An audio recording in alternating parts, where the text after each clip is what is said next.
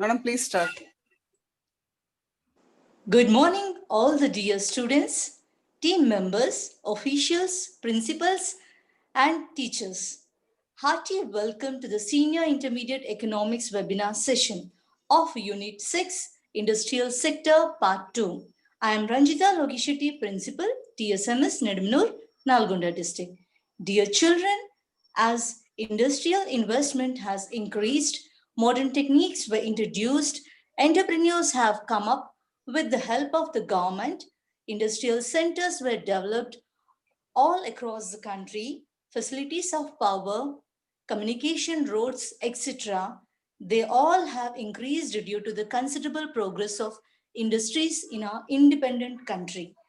The government had to adopt and follow certain policies and resolutions to achieve such a progress. In that, the years of 1948, 1956, and 1991 play a vital role. Especially the year 1991 is regarded as the landmark of the economic history of India. Let's see what is the history of these policies and what are the changes that took place from our today's presenters. Interesting session. I welcome Srimati Ramadevi ma'am, PGT Economics from TSMS Chegunta, Method District. Madam is a good teacher as well as an administrator. She also works as a resource person for the statewide digital classes in social studies. Let us have the interesting session from our Rama ma'am. Ma'am, now the session is all yours. Thank you so much, ma'am. That was a wonderful introduction to our today's session, which we are going to discuss about the industrial policy resolutions. Warm welcome to all the webinar team members, viewers, and my dear students. So children, how are you all? Are you all doing well? Right. So do you remember what we have learned in the previous part? Right. Shall we start with the recapitulation of part 1? So today we will discuss about industrial sector part 2. So let's have a quick recapitulation of part 1. We have learned about the introduction part, structure of Indian economy, and in the structure, we have discussed about 4 types of structure, like structure in terms of usage, by type of ownership, by type of capital, and by type of enterprise. Then we have also discussed about the growth and pattern of industrial development in India. And we have also discussed about the 5-year plans in India, right? So let's see the learning objectives of today's session. To make the student understand about policy resolutions made in the industries, to understand about the need for policy resolutions in industries, to acquire knowledge about sets, and to understand types of sets in India. Let's see the content of today's session. First, we will begin the session with introduction to industrial resolutions in India. Then we will discuss about the industrial resolution that of 1948, 1956, and 1991. As we have already discussed in part 1, that 1991 plays a key role in the economic policy, right? Then features of the policies, classification of industries in 1956 resolution, critical analysis of industrial resolution in 1991, special economic zone, it is also known as CEZ, and types of CEZ. So children, let's begin with the introduction to industrial resolutions in India. At the time of independence, that is, when we got independence, when did we get independence? On 15th August 1947, right? So at that time, India was facing severe problems such as illiteracy, poverty, unemployment, low per capita income, and industrial backwardness. So if you look at the figures here, the statistics says that at the time of independence during the British rule, our literacy rate was only 12%.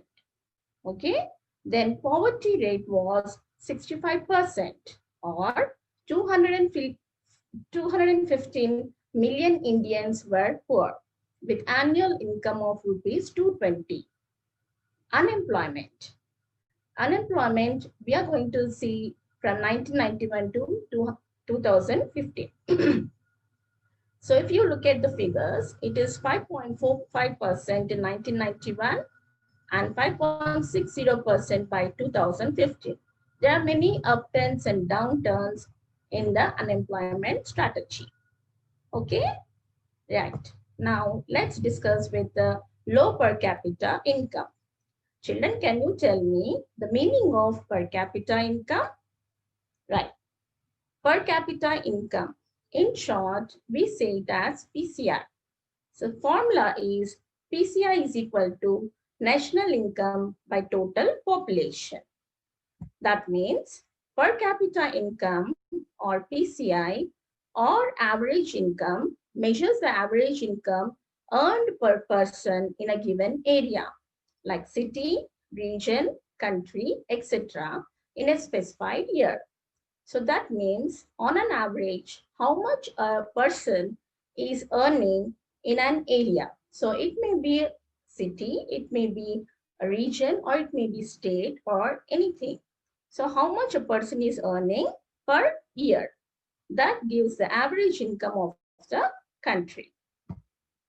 Indian economy was backward and per capita income was very low, and in India it was just rupees 230 from 1947 to 1948.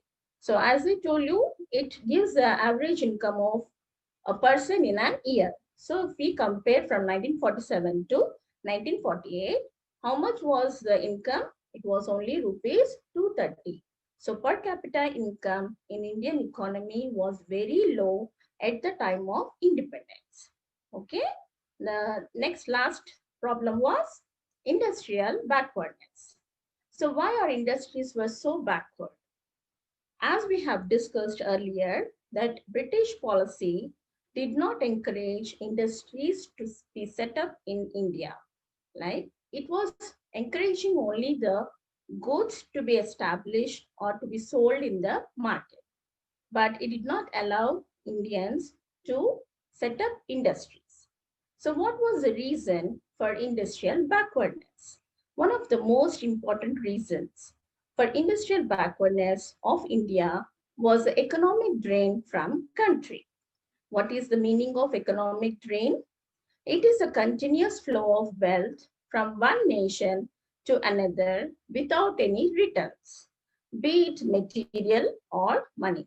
So there was a continuous flow of wealth from our nation to other countries. It may be in the form of material goods or it may be in the form of money. So, as we have learned that during the British rule, India was importing many goods.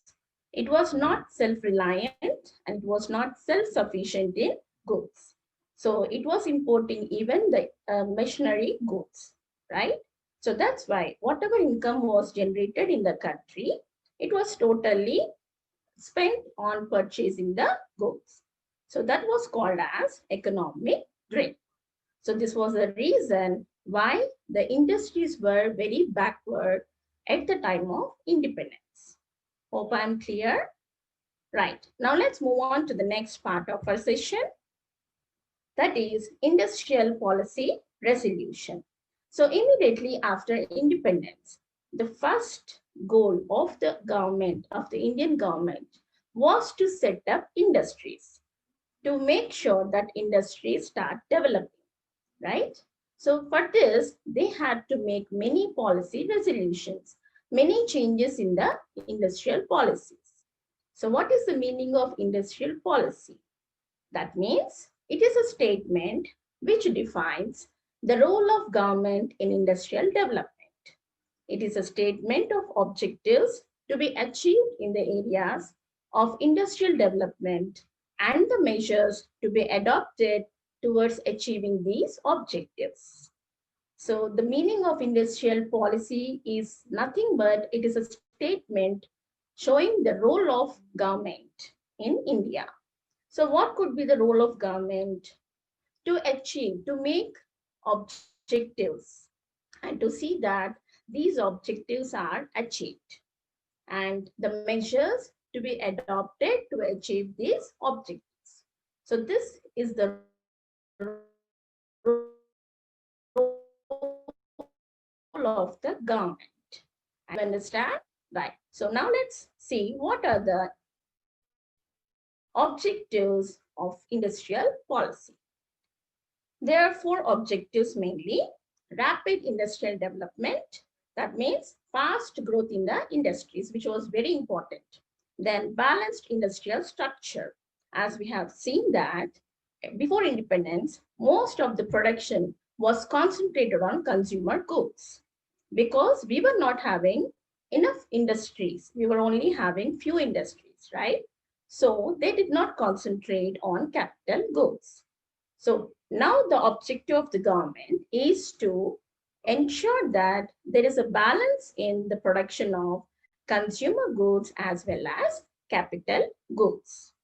Then the third objective is prevention of concentration of economic power. That is monopolies. There is a lot of concentration by the capitalists. They wanted to earn profits. So to earn profits, they produce luxury goods. So luxury goods were concentrated more. Monopolies power was more. So the third objective of industrial policy was to prevent the concentration of economic power in the hands of few, right? Then balance regional growth. So regional means both rural areas as well as urban areas. There should be a balanced growth of industries in rural as well as urban areas. Okay, children, did you understand? Right. So now let us see the industrial policy resolutions. There are actually 5 resolution policies made, but today we are going to discuss only about 3 very important resolution policies. So they are 1948, 1956, and 1991. 1991 policy is very important. It is a turning point for the Indian economy. So let's go in detail now. First one, Industrial Resolution Policy 1948. So it was announced on April 6th, 1948, and it was presented by Dr. Shama Prasad Mukherjee, the then industry minister, whereby both public and private sectors were involved towards industrial development. So the main aim, the main objective of Industrial Resolution Policy 1948 was to involve both public sector as well as private sector in the development of the industries. So accordingly, industries were classified into 4 types. Now the division has to be done, right? So what is the classification of industries? Exclusive state monopoly for new units, state regulation, unregulated private enterprises. So first, let's begin with exclusive state monopoly. That means the ownership, management, and control is exclusively in the hands of central government.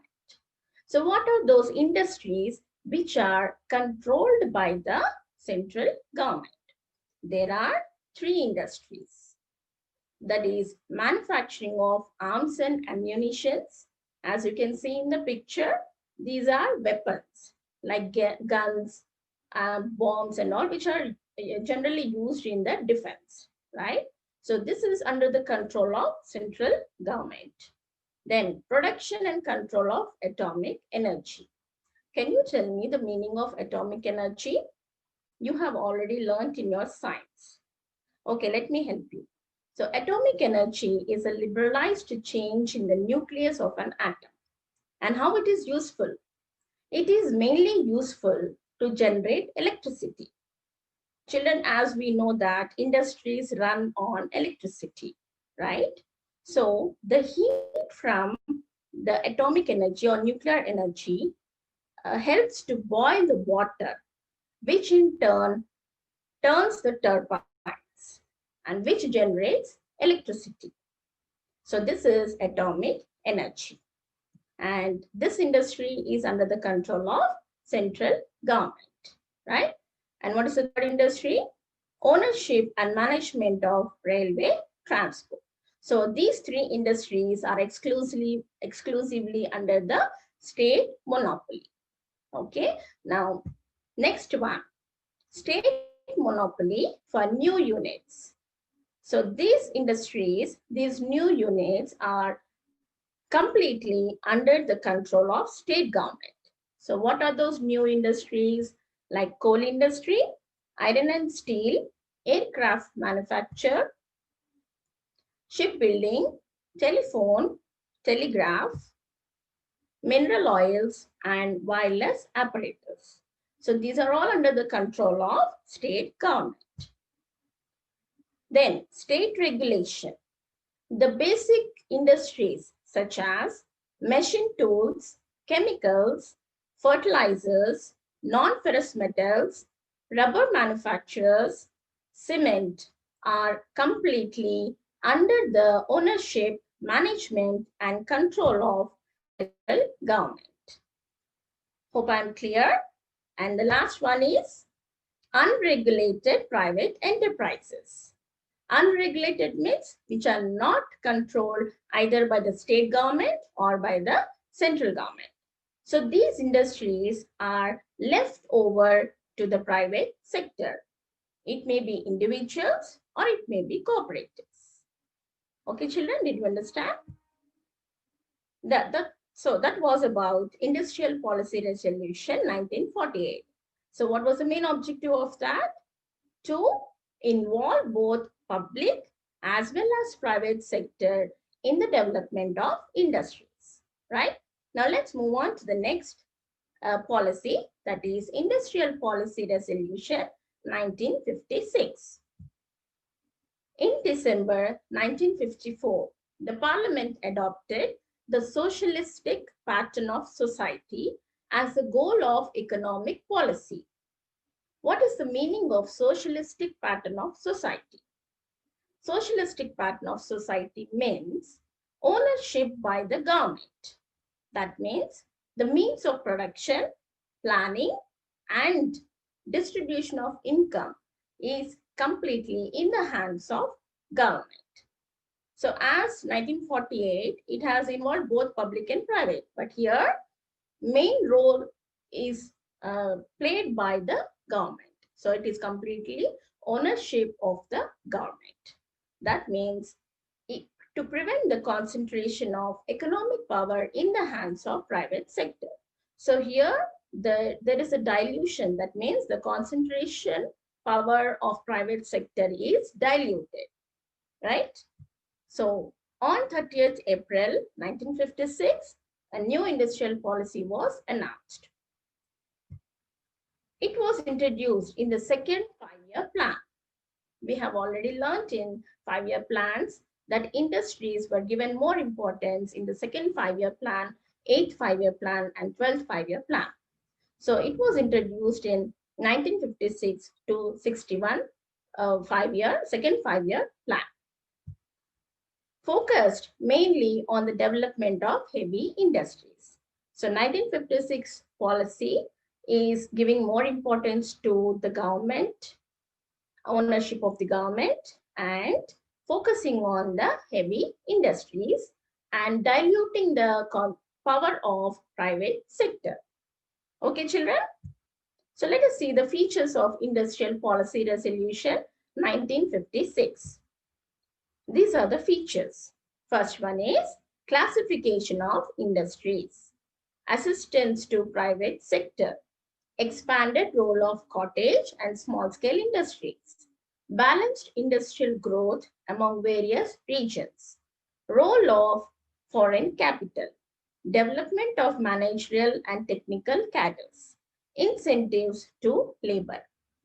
Now let's begin with the classification of industries. Industries are classified into three types according to 1956 policy. What are they? They are Schedule A, Schedule B, and Schedule C.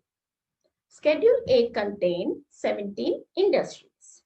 Schedule B contained 12 industries. And the remaining industries come under Schedule C. So these 17 industries were first approved to private sector, that is in 1948 policy. But now the ownership has to be taken up by the government. So it has given the complete 17 industries are taken over by the public sector, that is the government. 12 industries are completely owned by the state government, but it gets some support from the private sector also. And the remaining industries are completely under the control of private sector. Okay, children. So this is classification of industries. What is the next feature? Assistance to private sector. So as I told you that 1948 gave importance to public and private, but 1956 it has diluted the power of private sector. Though it has diluted, it is giving assistance to the private sector because they have to set up some industries, right? So what is that assistance given by the public sector? So it make sure that fair treatment financial institutions, that is providing or strengthening the private institutions that extend assistance to private industries and cooperative enterprises, and also to strengthen infrastructure facilities such as power, transport, etc., to help the private sector, right? Next feature is expanded role of cottage and small scale industries. What is SSI? It is small scale industry. So now Industrial Policy Resolution of 1956 has recognized the importance of development of cottage and small scale industries. So it started setting up industries, setting up in a cottage, development of cottage and small scale industries by generating larger employment opportunities and also making use of local manpower and resources and reducing the regional inequalities in industrial development. So as we have discussed that it should be a balanced regional growth in industries, that is both rural areas as well as urban areas should be equally developed. Okay, then not only this, it also gives tax concessions and subsidized loans to these industries. Okay, the next feature is balanced industrial growth among various regions. Same thing, even if backward areas also should be developed in industries. So focus was given on the backward regions also, like to reduce regional disparities in industrial development, facilities to be made available for industrially backward areas. Here, public sector plays a very important role. That is, the public sector started setting up industries in the backward areas. So for that, it needs some proper facilities. So facilities are to be made available to make the industrially backward areas develop. So what could be the facilities? It mainly infrastructure facilities like roads, transportation, power, etc. And not only that, it provides incentives such as tax concession and subsidized loans to the private sector. So as we have discussed, it gives assistance to private sector. So if private sector is willing to set up industries in the backward areas, so government supports them by giving tax concessions as well as subsidized loans. So in this way, there is a balanced growth among the regions. Next feature, role of capital, that is foreign capital. Children, can you guess why foreign capital is important in our economy? Foreign capital helps to supplement domestic savings. See, whatever income is generated within the country is not sufficient for the development of the economy. So it needs some support, it needs some supplements. So that is we get from the foreign capital, right? And provides more resources for investment and also relieves pressure on balance of payments. What is balance of payment? The balance of payment is the difference between inflow of money of a country and outflow of money to the rest of the world. So we see receipts, we take borrowings, receipts, and spending amount. So all this has to be balanced, right? So this can be balanced with the help of foreign capital. But in 1956 policy, there is one condition. If the foreign countries have to set up industries or if they want to invest in our country. So what is the condition? Major share in management, ownership, and control should be in the hands of Indians. So if you observe here, foreign sector is not given complete freedom to set up the companies, right? Okay, so let's move on to the next feature, development. Development of what? Managerial cadre and technical cadre. As the industry started developing, there was a demand for the managerial cadre as well as technical cadre because industries they need professionals. So for that, governments started setting up institutions to give training to those cadres, especially technical cadres.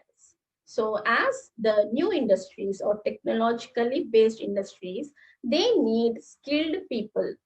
So for that, government started setting up institutions, right? Next one, incentives to labor.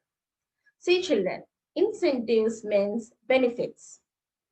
See, any person would like to work with interest, any kind of work. If you take example of yourself as a student, you also need some incentives. That is some encouragement.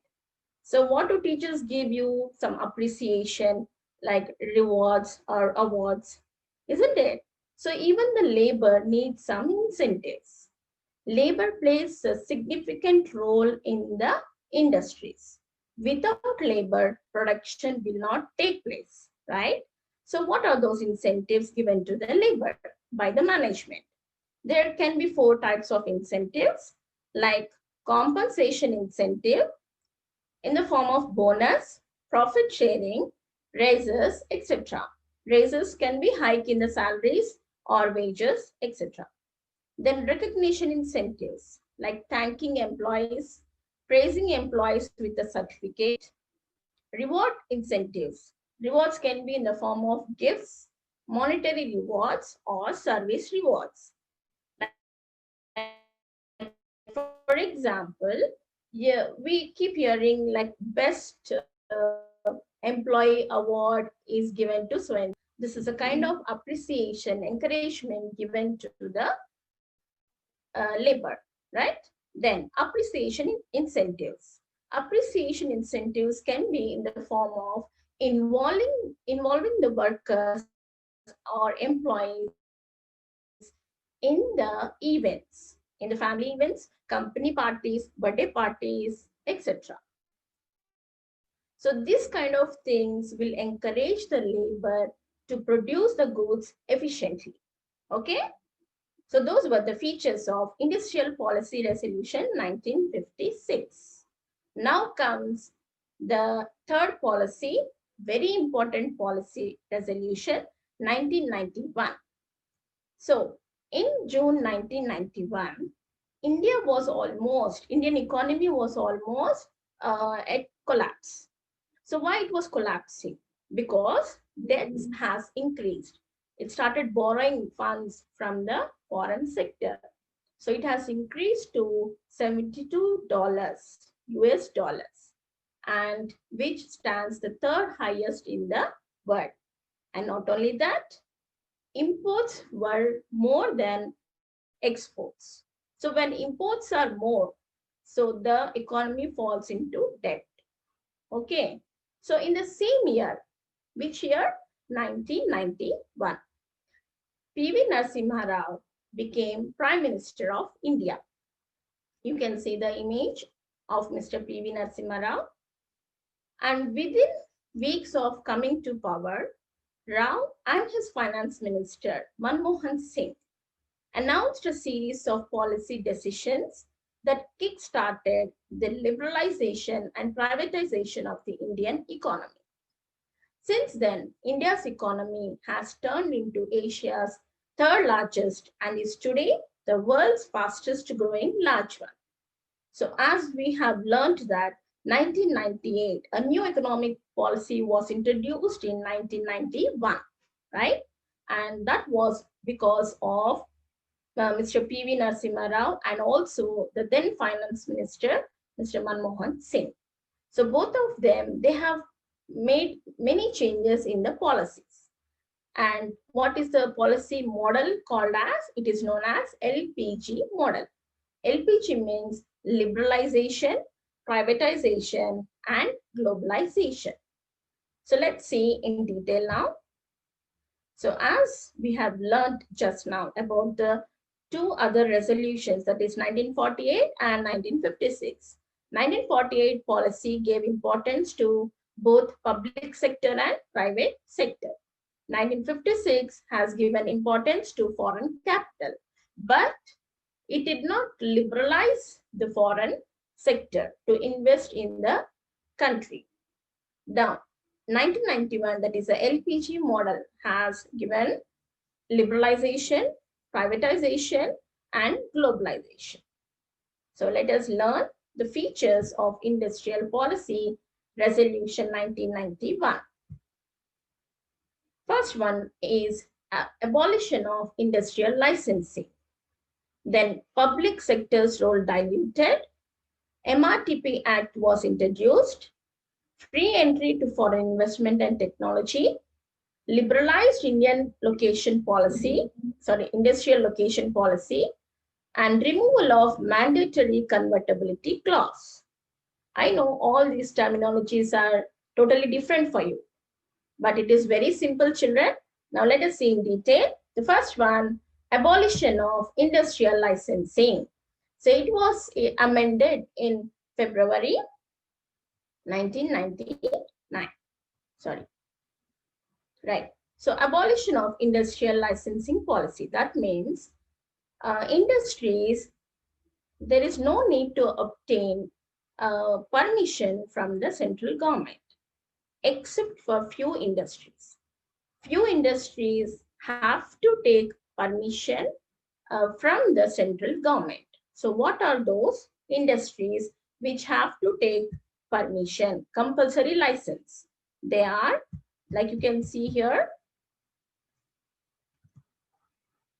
alcohol, tobacco, hazardous chemicals, drugs and pharmaceuticals, industrial explosives, aerospace and defense. So except for these, the other industries do not have to obtain the licensing from central government. It can obtain from the state government. But these industries have to take permission from the central government. Public sector's role diluted. So as we have seen that there were 17 industries in Schedule A that was completely owned by the government. Now, 1991 has diluted these industries.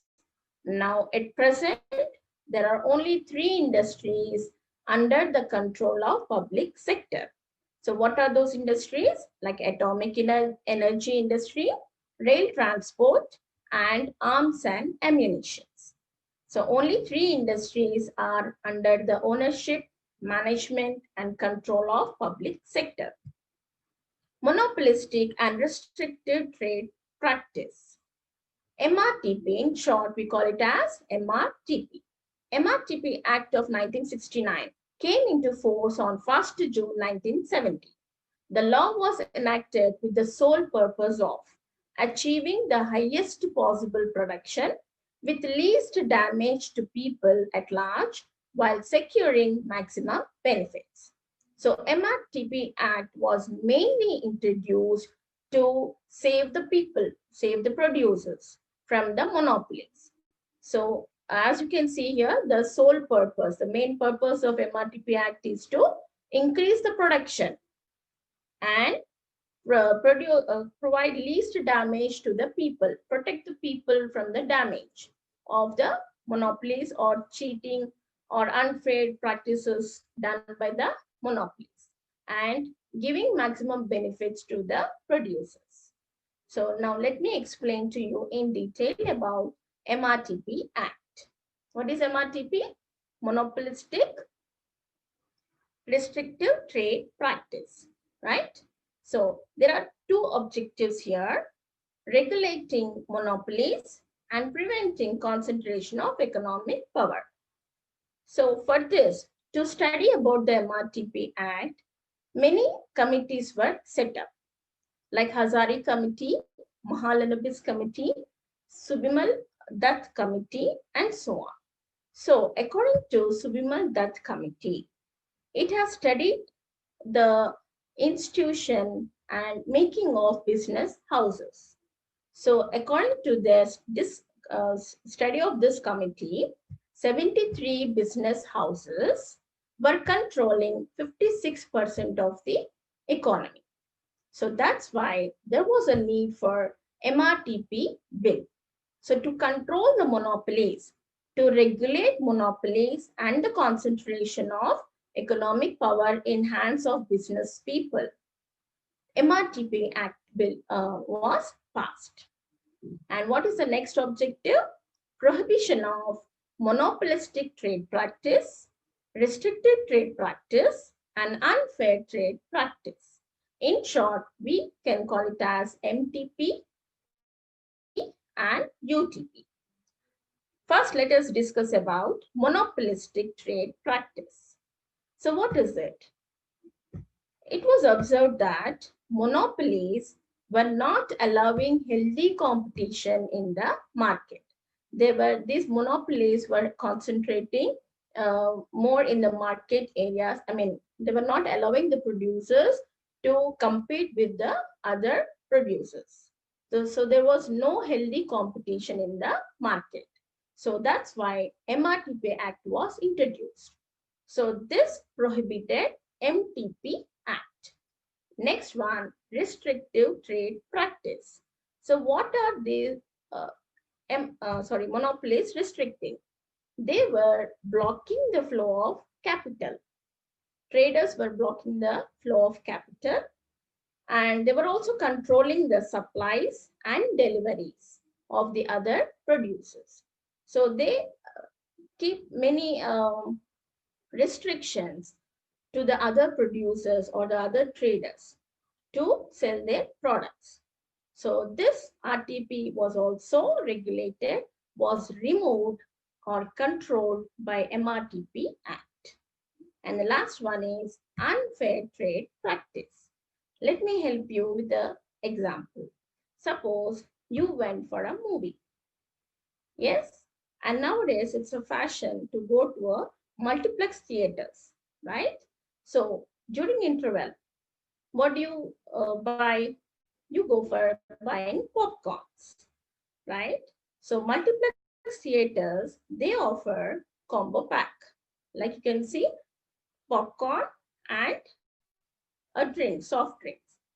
So can you guess the price here? The price is rupees 430. So what is unfair here? The ticket, the ticket price is rupees 230. So this is called as unfair trade practice. Unfair is nothing but cheating the consumers. It is Anti-Consumer Act. Okay, so this has been prohibited under 36A section of the MRTPA, which prohibits firms from indulging in unfair trade practice. Like this, you see many unfair trade practices even in the market. The traders cheat the producers by procuring their goods at a low cost and selling at a higher rates. So these are all unfair trade practice which are now controlled by MRTP Act. Did you understand? So presently, MRTP Act of 1991, it gives more importance to the existing public enterprises which are in low technology, small scale and non-strategic areas. Now we see that many industries, small scale industries, small units are being shut down. Okay, so these are called as sick units. So these sick units will be referred to the Board for Industrial and Financial Reconstruction, BIFR, for advice about rehabilitation and reconstruction. So now focus is more on development of the small units, which are very low in the technology or very backward, right? So that was about MRTP Act. Next feature, free entry to foreign investment and technology. So as we have discussed in 1956 policy, importance was given for foreign capital, but there was a condition for that. That is, the ownership, management and control should be in the hands of Indian government. That has been removed now. Now the foreign sector, foreign countries are allowed to set up their industries or companies directly in our country. So they can invest directly. So that is called as foreign direct investment, FDI. So for example, when country A builds a manufacturing unit in country B, so this is called as FDI, that is foreign direct investment. So country A can directly invest in country B. So how does it help? It increases the technology, modernization, exports, and also it provides products and services at international standards. As we know that now we have MNCs, multinational companies, because of which we are able to get the international standards quality goods in our country because of the modernized technologies used in the industries. So that is possible because of FDI, that is foreign direct investment. Okay, children. Next feature, liberalized industrial location policies. So where they can set up the industries. What are the locations? Like they do not have to obtain permission from the central government. That is, population, locations where population is more than 1 million. No need to obtain industrial approvals from the center, except for those industries subject to compulsory licensing. So as we have learned in the abolition of industrial licensing policy, what are those industries for which compulsory licensing was there? Like alcohol, hazardous chemicals, tobacco, then you have, what is it? Sorry, etc. Okay. So for those, they need to take compulsory license. For remaining, there is no need to obtain license from the central government. Then removal of mandatory convertibility clause. Okay, children, tell me, why do industries or companies need capital? Capital is required to set up a company and also to run a company. So from where do they get this capital? They get capital in the form of loans from the banks, right? And they need to pay a certain amount of interest. Fixed rate of interest will be given for a fixed period of time. So what is convertibility clause? Convertibility means what? Converting. What is converted here? Loans. part of loans are converted into equities in case these companies are not in a position to clear the loans. So at that time, the management can convert part of loans into equity. Equity means shares. So here, when the companies convert the loans into equities, the bank will become a shareholder. So that was mandatory before 1991 policy. And now, after the introduction of this policy, it has been removed. There is no convertibility clause now. Now the bank acts as a creditor. That means it only gives credit to the companies. It doesn't become a shareholder in the company. Okay, so the convertibility clause has been removed after the introduction of 1991 resolution policy. Okay, did you understand? Right. So that was about Industrial Policy Resolution 1991. Let us see the critical analysis of New Industrial Policy 1991. There are two impacts like advantages and disadvantages. We have positive impact as well as negative impact. Positive impact is creativity and innovation has increased and updated knowledge has been increased and also research and development started taking place. Then focused on quality to be maintained at all levels, starting from the manufacturing of goods till it reaches the consumer. The quality has to be maintained.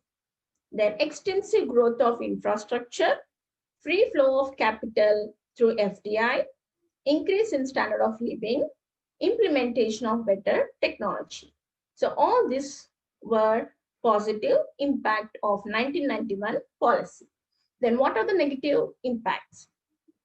Tough competition for domestic industries as these are being set up or invested by the foreign sectors. So quality will be very high, standards will be very high. So this could not be faced by the domestic producers. So the competition was very tough. And opposition from trade unions, unemployment. Unemployment is mainly for the unskilled labor. As MNCs, they take skilled labor professionals. Then indiscriminate use of natural resources by MNCs and distortions in production structure. What is the meaning of distortion? That means changes. There were many changes that took place in the production structure. So that's all about Policy Resolution 1991. I hope you have understood with this and you know that you have understood the difference between all the three policies. Now let's move on to the last part of our session, that is special economic zones. In short, we call it as CES. CES is a geographical region that has economic laws different from a country's economic laws. Goal is to increase foreign investment. It is deemed to be foreign territory for the purpose of trade operations and duties and tariffs. So CES is what? It is a special economic zone where the economic laws are totally different from the country's laws. The separate laws have been made for these zones. So it is mainly for the foreign investment. So it is generally called as a foreign territory. And what is the main purpose of this? To increase the trade operations and duties and tariffs. So what is duty? Duty is a kind of indirect tax imposed by the government on specific commodities. Like we pay taxes indirectly. Like whenever we are buying a consumer good, when you go to a shop, you buy a biscuit packet. So what is that? You're paying to the government, you're paying an indirect tax, right? So that is called as duty. Then tariff. Tariff is a direct tax imposed on imported and exported goods and services by government. So whatever goods are imported and exported, a tax is paid to the government, that is direct tax. So CES policy in India came into inception on April 1st, 2000. The biggest cess in India was at Odisha, that is Gopalpur Industrial Park by Tata Steel Cess Limited. This is the biggest cess company in India. And the picture, what you're seeing here is Tata Steel at Jamshedpur. Okay. Then what are the types of cess? There are four types of cess. Multi-sector cess. The minimum requirement to set up multi-sector cess is 1,000 hectares of land. Then sector-specific cess. Minimum requirement is 1,000 hectares of land, and free trade and warehousing, that is 40 hectares of land is minimum requirement, and handicrafts, gems and jewelry and many, they require 10 hectares of land. Now we come to the end of our topic, that is incentives for setting up of a foreign unit in an Indian cess. So what are the incentives? What are the benefits the foreign sector is getting and even the Indian economy is getting by setting up cess? That is duty-free domestic procurement of goods for the development and maintenance of company. So now these companies, they do not have to pay any taxes when they procure goods. That means when they purchase the goods or like raw materials and all. 100% income tax exemption on export income for the first 5 years and 50% of the next 5 years. So they do not have to pay income tax on exported goods, 100% exemption for the first 5 years and 50% from the next for the next 5 years. Then external commercial borrowing allowed up to US dollars 500 million a year without any restrictions. Now the economy can borrow funds from the other countries without any restriction, and permission to manufacture products directly. So they are completely liberalized. They can purchase the goods, they can manufacture the products directly. So these are the incentives for setting up a foreign unit in an Indian economy. So if you look at the graph, the India's exports after setting up cess. So this graph shows from 2005 to 2014. So these are bar diagrams which you are seeing. These are export value in rupees crores. And here you can see the growth over previous years in percentage. So as you see, the Indian exports have been increasing over the years. So it has reached up to this level. And this table you can see in your textbook. Okay, please go through the textbook for that. Then if you look at the growth over previous years, there is fluctuations like 2006 to 7 and 7 to 8. It was 52% in 2006, whereas it has increased to 93%. Then it has decreased, only the difference is only 50% here. And again, the growth rate has increased to 121%, then decreased 43%, and so on. So many fluctuations are there. By 2013 to 14, we see that only 4% of growth rate has been seen over the previous year. I hope you have understood cess. Now let's see what we have learned in this session. We have discussed about need for industrial resolution policies, industrial resolution policies of 1948, 1956, and 1991. Features of all the three policies: cess, that is special economic zone, types of cess, incentives for setting up a foreign unit in an Indian cess. Now let's see the evaluation. These questions are important for your board exam, that is IPE. 10 marks question, critically examine the Industrial Policy Resolution 1991. This may come for 10 marks or 5 marks, but very important question. Then 5 marks question, how did cess accelerate the industrial growth in India? State the features of Industrial Policy Resolution 1956 And 2 marks question, industrial policy resolution, special economic zone. Even per capita income is also very important. I hope the session was interesting for you and you have understood. Thank you so much. Have a nice day.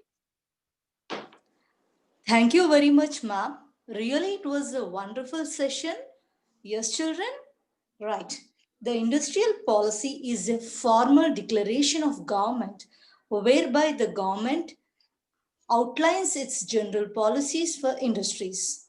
After having attained independence in India, the Government of India declared its first industrial policy on 6 April 1948. It was presented in the Parliament by then Industrial Minister Dr. Shyam Prakash Mukherjee. He played a key role in getting the policy accepted in the Parliament. The main historical importance of this policy is it ushered India in the system of mixed economy. And the next vital role feature of the policies are in the year 1991, which has changed completely as a foreign majority investment was encouraged in a variety of industries. Imports restrictions were removed, customs tariffs were brought down, and the doors were opened for Indian economy for the foreign competitions. Hope children, you all have jotted out the points, and as ma'am has given a deep insight regarding all the policies, all the resolutions, you must be referring the text. Madam, really thank you very much for giving a very wonderful session for our children. We will meet in the next session with the types of industries, that is large, small, and cottage industries. And children, meet you all in the next session. Thank you, ma'am. Thank you, everyone. Thank you so much, ma'am. Thank you for giving me this wonderful opportunity. I thank all the subject coordinators, Ranjita ma'am, Rehman sir, and Nagendra sir, and also the overall coordinator, Shailaja ma'am. Thank you so much.